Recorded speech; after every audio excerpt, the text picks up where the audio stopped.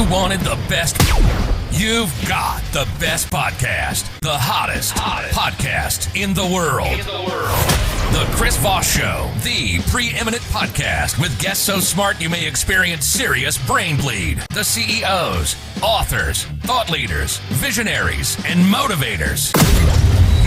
Get ready. Strap yourself in. Keep your hands, arms, and legs inside the vehicle at all times, because you're about to go on a monster education roller coaster with your brain.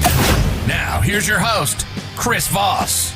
Hi, folks. Chris Voss here from the ChrisVossShow.com. Ladies and gentlemen, I think the Iron Lady sings it much better than I do.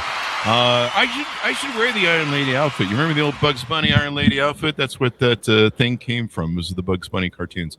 Anyway, guys, we have an amazing young lady on the show. We're going to be talking about fitness, health, and nutrition probably, and all sorts of good stuff to make your lives better. Because, damn it, there's plenty of other podcasts you can go on or you can listen to that make your brain go to mush. But we make your brain not be mush. It grows from mush. The mush solidifies. Go to goodreads.com/Chris Voss, LinkedIn.com/Chris Voss, YouTube.com/Chris Voss, and what's the other one? Facebook.com/Chris Voss. Sometimes I make myself laugh by the stupidity of my own jokes, but that's why I have a podcast. Opinions expressed by guests on the podcast are solely their own and do not necessarily reflect the opinions of the host or the Chris Voss Show. Some guests of the show may be advertising on the podcast, but it is not an endorsement or review of any kind. Anyway, guys, we have an amazing young lady on the show today. We're going to be talking about her book called Live Fit from the Outside. Wow, I was working so hard to get that live part right. Live Fit from the Inside Out. The 6 shifts to living your strongest, healthiest, and happiest life. Out August 24th, 2025 by Nicole Zapoli. She joins us in the show. We're going to get into it with her. We're going to find out how to live a happy, healthy life. Unless, you just want to. And so listen in. Especially that guy in the beanbag eating the Cheetos naked on the living room floor. You need to eat better and trade that for some broccoli. Welcome to the show, Nicole. How are you? Hi, doing well, thank you. How are you? Good. Me and the audience and that one guy in the beanbag chair. Stole that from a comedian. Anyway, Nicole, give us your .coms. Where do you want people to find out more about you in the interwebs? Yes, on my website, NicoleZapoli.com, and I am on Instagram as well, just at Nicole Zapoli. And pretty much between those two, you could probably find anything and everything that you need or didn't know you needed. Didn't know you needed. I think that's what we do on our show, too. Things you don't need, but they're funny and we're interesting and they make you smart. Is Zapoli, what origin on the planet is that? Is that French or Italian? It's Italian. Now I'm hungry for pizza. But you're here to tell me not to eat pizza or, maybe moderation. So, Nicole, you have the floor. Give us a 30,000 overview. What's inside your new book?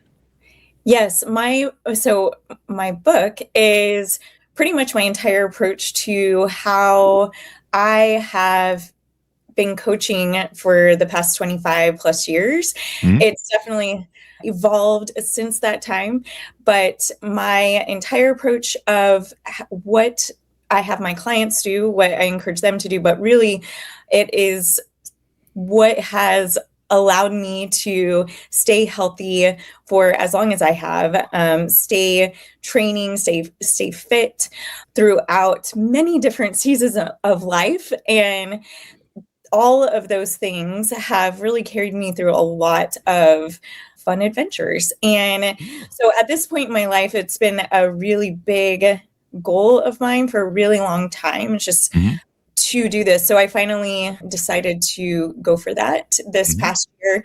And and it's all about taking just my own stories, but also client stories and transformation stories. And, but beyond that, taking action in your own life, different ways to actually implement it into your life. So it's not just telling, it's also how to actually do with manageable, doable steps.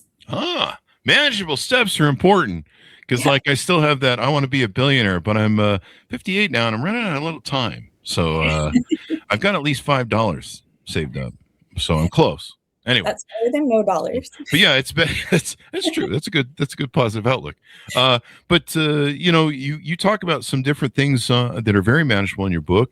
You talk about sleep, hydration, intake, fitness, thoughts, and sunshine.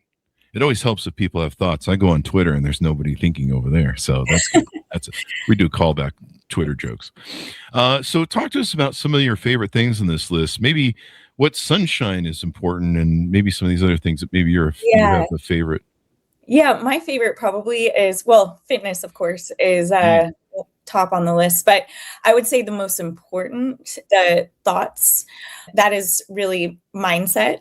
And just that affects so much. It really affects everything in our life. The way that we grow stronger in our mindset is the biggest thing in our life that we can do on a regular basis to help us grow in that mindset, in my opinion, is through fitness, through tough physical challenges on a regular basis that we're, are uncomfortable doing stuff that maybe we would, be happier taking a nap or not doing it in the first place, but actually taking action and getting it done and staying consistent will carry you so far through, as far as just the mental capacity and overcoming a lot of mental setbacks. So just the challenge to just show up when you do that and you continue to do that day after day, week after week,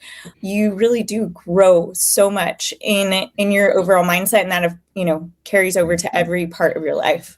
Yeah, mindset's important. I started working out when I was about 53 or 52. I think it was after COVID cleared up. So like 52, 53, I started really getting serious about working out, and I never worked out at the gym or went to the gym daily in my life for more than a week. And it took me a while to learn this.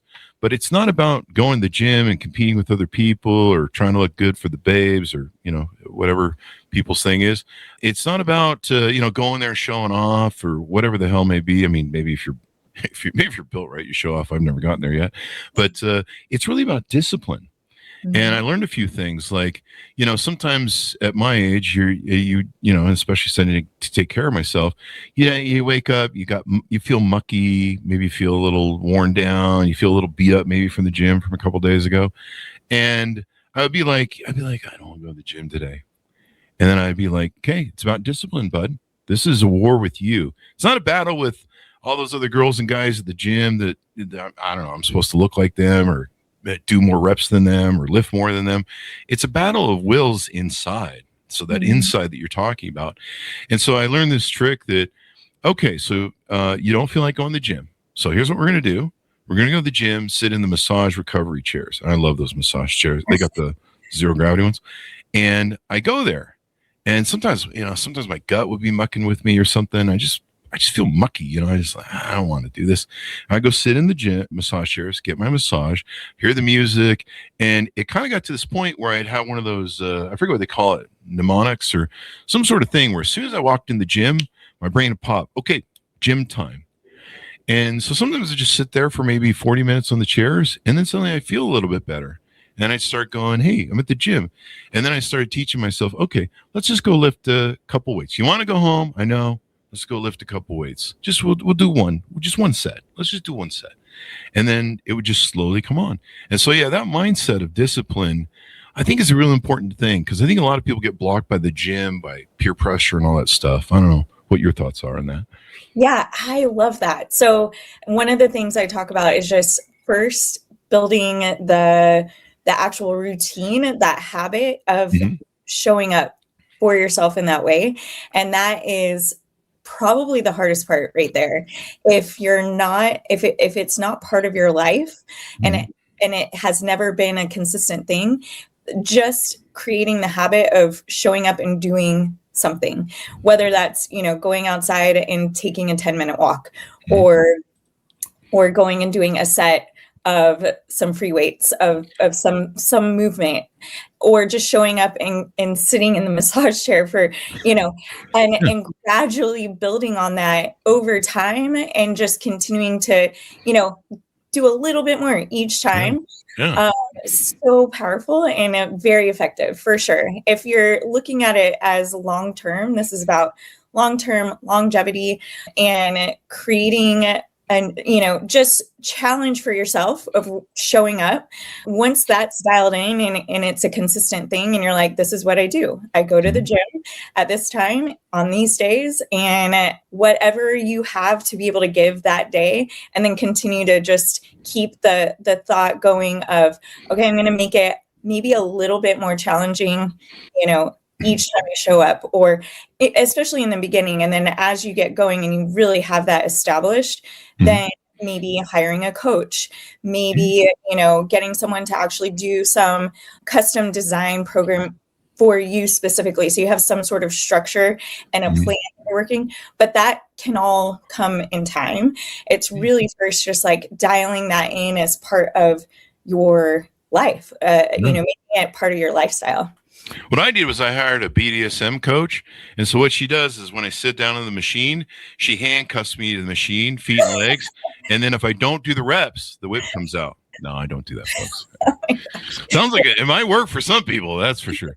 So you said you've been coaching for 25 years and working out and staying healthy. So were you lifting weights coming right out of the womb there? Pretty much, actually. I honestly, there are certain, so I started gymnastics when I was 4, and I started dance. I started dance when I was 2, wow. And gymnastics at 4. And I mean, really, I don't remember going like more than a couple days in a row throughout my entire life without being in the gym in some form. So it's definitely part of my life for a very long time.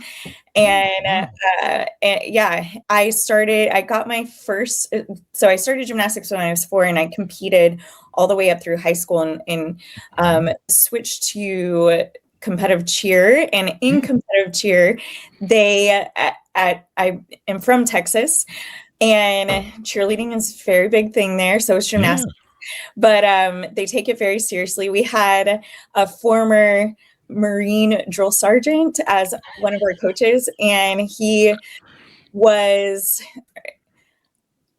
the founder of our cheer squad. And so he kind of set the tone of like our conditioning and our strength that we would do on a daily basis. And so that was where I started learning about weightlifting in the gym and just the traditional lifts and that type of thing. And from there, I got my first gym membership at 24 Hour Fitness when I was 20.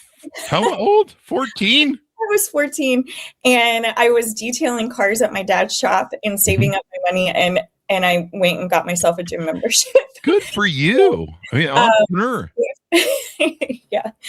Now you had a drill sergeant as your thing. I think you said, was he like that guy Lee Emery on Full Metal Jacket? I don't know. I bark at you, yell expletives. Get cheerleading, you maggots. It's not nice. I don't know. Have you seen Full Metal Jacket, the movie? I did, but it's been a really long time since I actually. He was the guy who yelled expletives at everybody. He was a mean guy. So anyway, I could just see him yelling at a bunch of cheerleaders. I just had that visual in my head. I had to explore. So, but yeah, 14, and you worked hard at it. What was motivating you at that young age? Because when I was young, I was I don't know, putting sand in my mouth, eating dirt, and playing with Legos, and that was the height of my IQ. So, nothing's changed. So, what motivated you to want to do that? Was there any sort of, were you just trying to get out of the house or something? No, I'm just kidding. I have no idea. I don't know. I have absolutely no idea, honestly. Took to it like a fish out of water. I loved, I liked training. I liked working hard and discovering new things that I could do from working hard across time. It was fun. And then of course, like just the friendships and all of that was super fun. And each girl that was on my squad or like on my team also, was an inspiration to me, and it kept me going for sure. And yeah, I don't know. There you go. Making my parents proud too. Of course, there's probably a big, but yeah. Plus, they're looking at you going, she's going to pay for her own college. Let her run. Yes, that's true. So you don't have one of these stories where, we've had a lot of people on the show that have gotten healthy and stuff. And me too. I lost 150 pounds eating well and starting to work out and stuff. But, That's amazing. Yeah, I waited too long to do it. I should have started when you did, around 4. But where were you when I was 4? Damn it! In your book, anyway. But no, so you don't. Was there ever, a crisis point in your life where you were just sitting around eating bags of Oreos and putting on weight and woe is me? Like a lot of people have that story as their beginning, like me, and then then the you happened. They got better and healthier and learned and stuff. You ever gone through any of that, or has it been pretty much you love this? I mean, I've definitely had some very tough, challenging times in my life for sure. I would say, and the one thing that got me through it was the 6 shifts, really. I mean, and of course that has obviously evolved across time. I would say I began bringing more awareness to these 6 shifts and starting to organize them in a more structured format, probably about 10, 12 years ago or so, with my approach to coaching and to my own life. The earliest I would say that I remember like going through a time when I was transitioning from gymnastics. I had come off of training at the Olympic Training Center and I don't know, at this point, my parents were going through some stuff and I just didn't want to do it anymore. And it was really sad because it was like such a big part of my life for so long. And it was something that I really, truly loved doing. And so during this period of time, my mom was concerned because I wasn't doing any sort of structured thing. And I think it was like a month had gone by.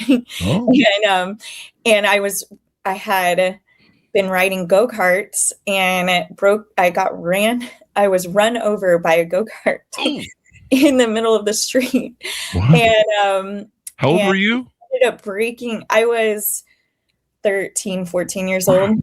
Small. And I broke a few bones in my foot and got really bad road rash. And then a friend of mine that was lived a couple doors down from me. She was a year older than me and in the cheerleading in our competitive cheer squad. And she's like, you need to try out. I broke my ankle. My mom broke my foot. She made me go meet with the counselor at the school to discuss some other things that I could do. And I had already decided, I was like, okay, fine, I'll try out for cheerleading. And there's no guarantee on that for sure, because you have to go through an entire audition process. And so, but I decided to try out, and I want to say I had just gotten my cast off, probably a week before tryouts. And but during that time, that was such an interesting time because I remember being more aware of nutrition because of a lot of the stuff that I had learned in gymnastics about proper nutrition, fueling your body properly, and all of this. And during the time that I wasn't in an actual sport, which wasn't very long, just understanding the importance of it, and then having a little bit more awareness around that. And then when I tried out, it was, I don't know. That was just probably that was so interesting because I remember going after our very first big, I don't know what it was, maybe a game or something. And we all went and got cheeseburgers after the game. And I could not believe that our coach had taken us to get cheeseburgers. There's like no way that would have ever happened when I was in gymnastics. But and I was like, this is okay. Yeah. That's funny. We could do this. Oh my gosh. You're gonna go to gym? Yeah. Burgers. Now this leader probably wasn't the same as the military or the drill sergeant guy. No, this was not. So this was following his time regimen. You know, Most people don't know this. When I was in high school, I was like 100 pounds, skinny as a rail, and 6 foot tall, and all that good stuff. And I actually tried out for cheerleaders. Most people don't know that I tried out for cheerleaders. That is believe it? Isn't that cool? Yeah. They all said no, they wouldn't date me. Thanks for helping me with the setup on that joke. I like how that went down. That was perfect. We had guys on our team. We were co-ed, small co-ed. Well, I'm not one of those types of guys. So. Anyway, I don't know what that means. But now you talk about these 6 shifts. Let me re-put these because you brought up 6 shifts. Now the 6 shifts are what you talk about in your book: sleep, hydration, intake, fitness, thoughts, and sunshine. Let's talk a little about sunshine, if you don't mind. One thing I discovered was, sitting out in the sun, getting your vitamin D, starting your circadian rhythms. All these people have taught me a lot of stuff on the show. That's the reason I do the show, so I learn stuff. And and so, what's important about sunshine? What's that all going on? Oh my gosh, there's so many things. It regulates your mood, your hormones, your just everything. Making sure that you're actually getting out into the sunshine on a regular basis is by far the most important thing. If you can do it in the morning, first thing when you wake up, that's great. I do not have the ability to do that because when I wake up, it's very dark for a long time.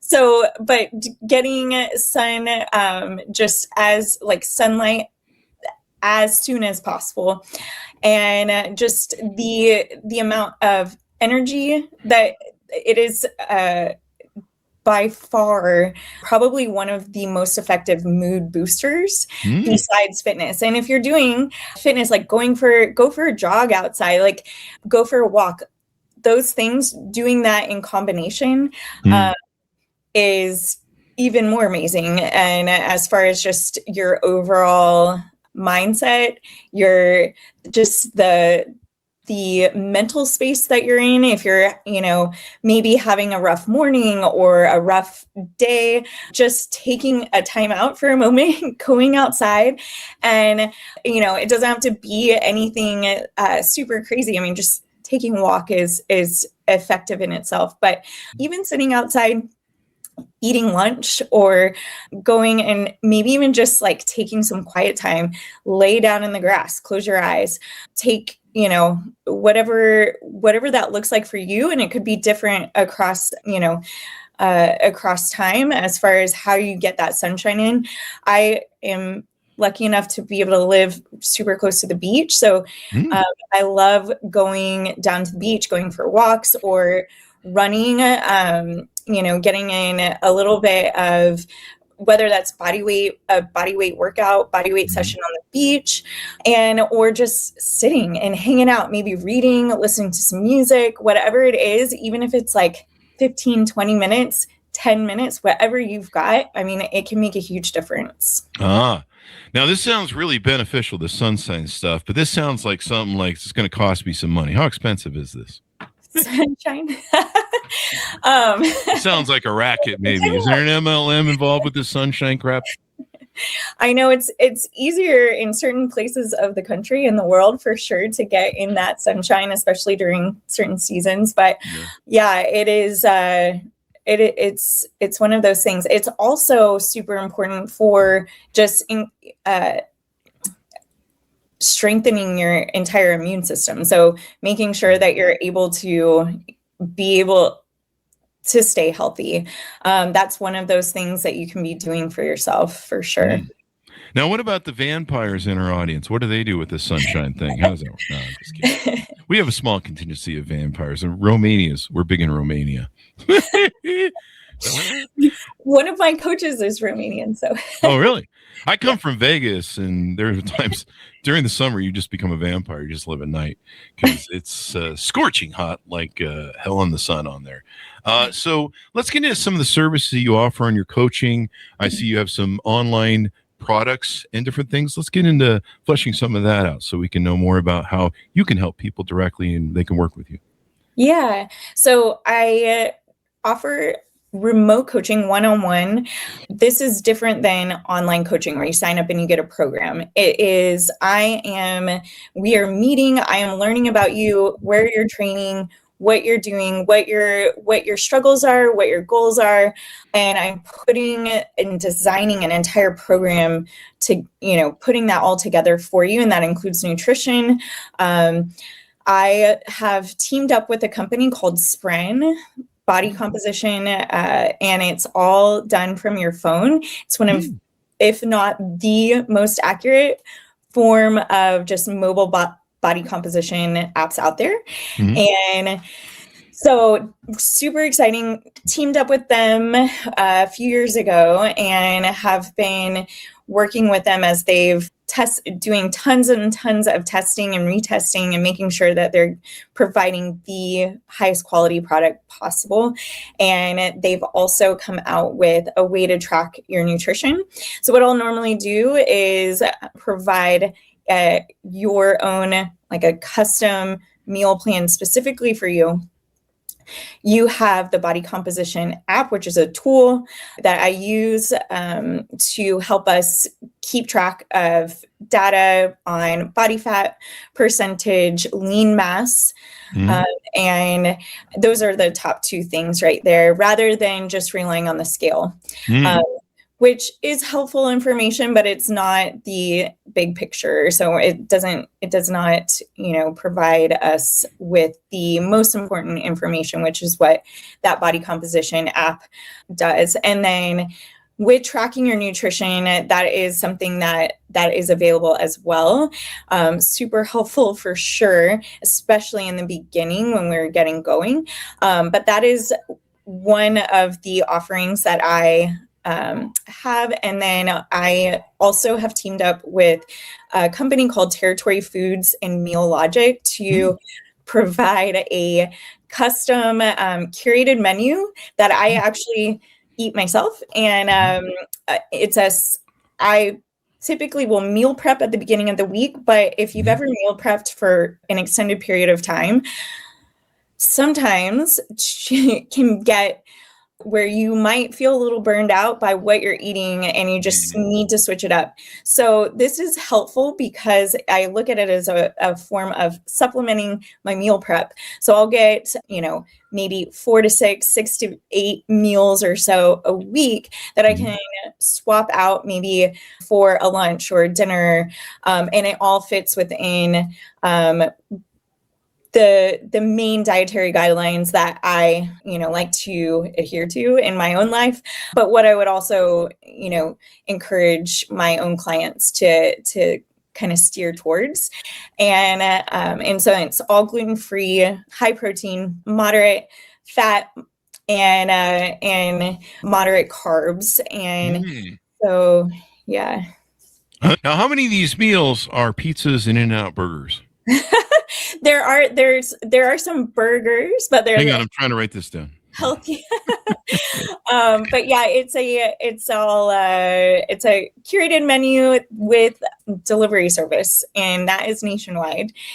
And yeah. And then of course my book also provides an entire private resource page that gives you access to all sorts of other tools that you can use to take your fitness and nutrition to that next level. Can I just make the meal prep tacos all week? Is that legal? Asking for a friend. I mean, it depends, but yeah, you can. There's different ways that you can make. She says yes. Very healthy, yeah. And of course, everybody has different goals, and there's no no one right way necessarily to eat. Everybody's different. Everybody's got different goals, different dietary needs, or, and you've got to enjoy somewhat of what you're eating. Now, of course, if you're training for a bodybuilding show, you're probably going to need to understand that you're not going to enjoy eating, and you need to look at it as like you're fueling your body, and that is the approach there. But for lifestyle living, just for longevity, long-term sustainability, you should be able to enjoy what you're eating. But there are ways that we can approach that in a smart way. Yeah. I started doing that early on when I started losing weight. I found that if you add sugar to broccoli, it's really good. So gross. I just thought of that too. That's how my mind works. Yeah, dry heavy there. Maybe we would add some cheese to that. Cheese is kind of its own thing. One of the cool things I learned, I got this from the book Presto by Penn Jillette from Las Vegas, was instead of cheese, you eat yeast. What is it called? Something yeast? I forget. Some yeast. And it tastes like cheese and it fools your brains, but it's kind of healthy there. I can pull it up what it's called. It's some yeast. It's you can put on popcorn and stuff. Yeah. So anyway, it's supposed to be good, I think, for your gut too, for like digestive. Okay. How interesting. I don't know. I'll look up the proper name because I'm probably not. I know it is yeast, but I'll pull it up. So who are your clients specifically? So I'm out there listening to the audience and I'm like, would you work with me? Is there a certain client that you only work with? Do they have to be like, really great shape, or can they be like 500 pounds or? I work with anyone and everyone. However, all of my clients, they have already committed. They've already made the decision to show up for themselves. And they're, I am just part of what it is that they've already decided that they're doing in their own life, as far as living a strong, healthy, happy life. And I am there to just support them in that. And so my clients are from all different walks of life. I work with couples and that is also super, it's always amazing to me too, just how powerful that can be, because they're like in it together as a team. And so that is super cool. I work with kids all the way up to my oldest client that I've ever had was in her 90s. And everybody in between, former professional athletes, collegiate athletes, professional bodybuilders, and CrossFit athletes, professional CrossFit athletes. And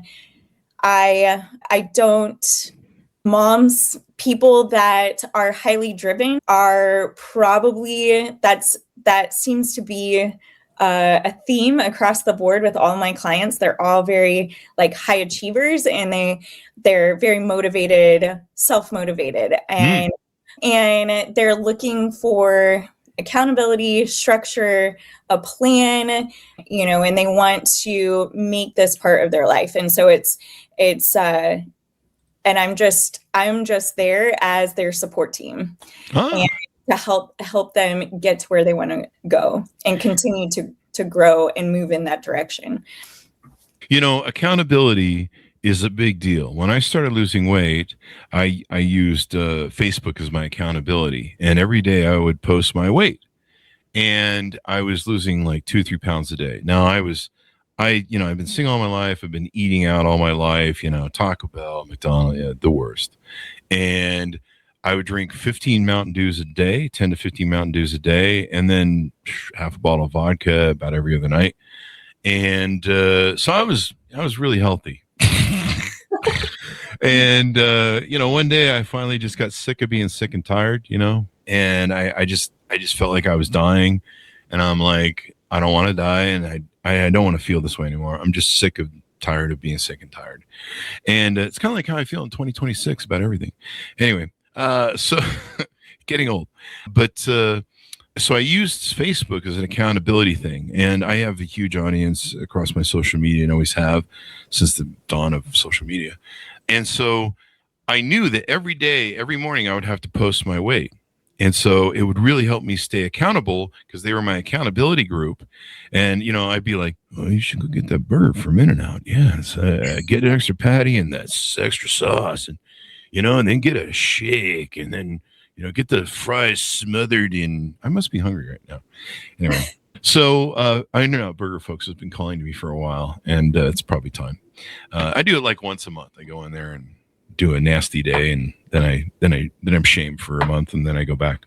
It was really important to me, and so people would see that I was losing literally like 2 to 3 pounds a day. Women were really angry with me, but I stopped drinking 15 Mountain Dews a day. So, if you do right there, that's like huge. You probably wouldn't even have to do much else for a while. That's like a 10-pound bag of sugar every day. Oh my gosh. God, I don't know how I'm alive, or seriously. So, and I'd do that Faustian bargain thing where I'd buy a box of Oreos, and I'm like, I'm only going to eat a couple at a time every day. And, then you get home and the bag's gone. And so that was really helpful. Why is accountability so helpful to people and keeping them on the straight and narrow and having someone to kind of report to that can go, bad dog. They can kind of hit you with the newspaper a little bit or something. I don't know. Yeah, it's all about setting up your life in a way that supports your goals and how you want to be living. And it doesn't mean that your trainer or your coach, I guess depending on who they are, just knowing that your trainer is going to be, I do in-home private coaching as well. And so, knowing that I'm going to be showing up at your home. Oh, wow. Showing up at the home. Yeah. Hide the Oreos.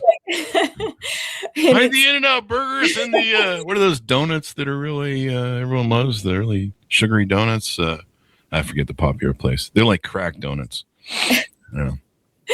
But just knowing that someone is, going to be showing up for you is just enough motivation for most people to, show up for themselves, and also to just have that quiet reminder of, oh yeah, I need to be, doing this, or the check-ins with your coach on a regular basis, however it's structured or set up with your trainer, with your coach, but not necessarily like the coach like scolding you or something. But I can see you as that Full Metal Jacket guy. You come over to the house, you're like, are these your Oreos? Give me 10 on the floor. Go. Push-ups. Because really, ultimately, it comes down to taking ownership over your own life. And when you do that, you're going to take the steps that you need to take to set yourself up for success in that way. But and that takes time. And it, depending on where you're at mentally and also like just in your journey, that definitely looks different for everyone, for sure. Yeah. Yeah. Some important techniques I learned. One was from Presto, and one just a friend told me when I was in my 30s, and he explained to me how the setup of a grocery store works. And he said, you notice how all the freshest, most live foods that are still alive are on the outside of the store. And as you move closer to the middle of the store is all the frozen dead foods, right? And, the crackers that, have 5,000 ingredients on the list of some sort of chemical nature that, who knows what they're about. And who knows what you're putting in your pie hole. And and he goes, why? It's because that's where they have to turn that food over because, it goes bad really quick because it's live and it's healthy and stuff. And the dead foods, they're dead. And so you're just eating like dead food, or what, the judge called in the McDonald's chicken nugget case, Franken meat. I'm stuck with that too. Anytime I see McDonald's, I go by Franken meat, and it really helps actually, because I just think of this Big Mac going, villagers, and but that really helped me. And then the other big rule that really helped me, this came from Cray Ray and Presto, was if it's in your house, it's in your mouth. And so I learned not to do that Faustian bargain crap at the store. Well, if you buy the thing and, I promise myself, buy the 8-pack of Mountain Dew extra sugar, whatever the hell version they're selling this week. And, and I just learned. There were some times where I'd look at my cart when I would be at checkout and I'd start pulling stuff out and be like, no. And, well, that was the other thing that helped me with accountability. I would take a picture of my cart at checkout, and then I would post the receipt so that people can be like, yeah, Chris, yeah, like a Snickers bar after that. But I would just buy that separately. No. And that really helped. And people were amazed. I like that.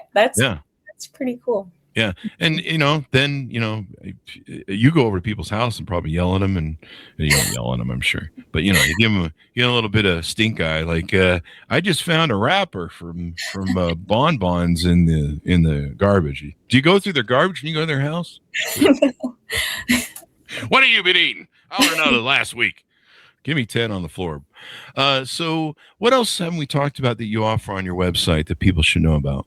Yeah, and I kind of got a little sidetracked when I was talking about the curated menu. It's gluten-free, dairy-free, and very low, no sugar. These sounds like the worst pizzas ever. It's paleo, if you've ever heard of that. So it's that's the gist of what I offer on that menu. Yeah. And then, my book is available on Kindle and Audible as well, and in paperback and hardcover. That's all on Amazon. It's on my website as well. Yeah. And that's the good portion of products and services that I offer online. So how can people onboard with you, reach out to you, find out more? Do you offer any sort of pre-calls or discovery calls, or how do people reach out to you and say, hey, will you work with me? I mean, they have to obviously have to qualify for you to work with them. I have an application they can fill out online. They go to my website, coaching, and under that, remote coaching takes you to an application.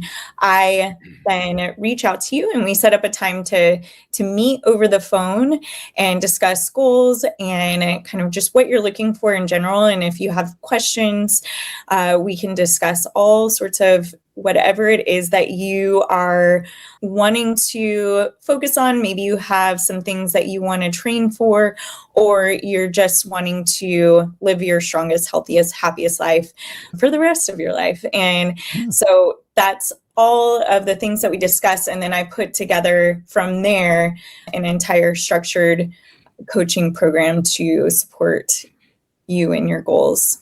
And people can contact you through our website. They can contact you through your website and find out more. Give us your .coms as we go out. NicoleZapoli.com.